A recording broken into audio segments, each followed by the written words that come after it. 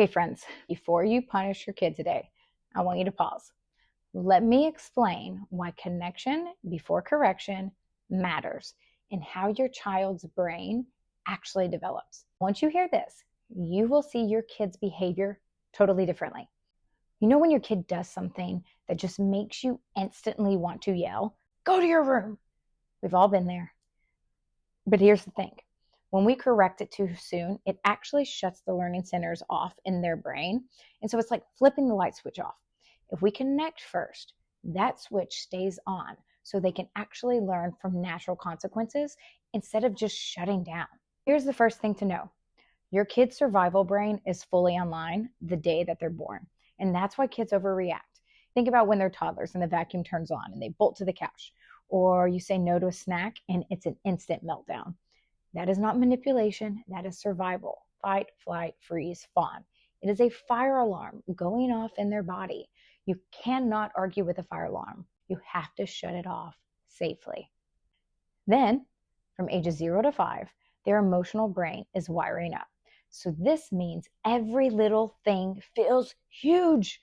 Wrong color cup, end of the world. Sibling in their spot, meltdown. And honestly, it makes sense. They only have 5 years to learn all of the big feelings: happy, mad, sad, scared. Now, here's the kicker. The thinking brain, the one that we wish our kids would use all the time, is the slowest to grow. And that's where impulse control, planning, wise choices, that's where all of this lives. And it doesn't fully develop until their mid-20s. That's why your 10-year-old forgets their homework again or just hauls off and hits their sibling. Not because they don't care. It's because that little seedling brain is still growing into a full-grown tree. And you cannot yell it into growing any faster. So what actually builds skills? Not punishment. It's emotional intelligence. Helping kids name their feelings, figure out the need underneath the behavior, and learn how to calm their bodies down.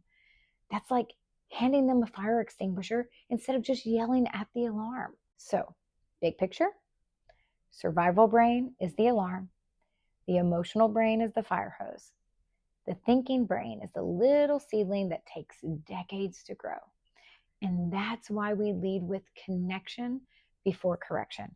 It keeps the brain learning so that natural consequences can actually do their job. And that's really what Brave Tools are all about.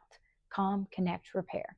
Save this for the next time you're in the middle of a meltdown moment, because now you'll know exactly what's happening in your kid's brain.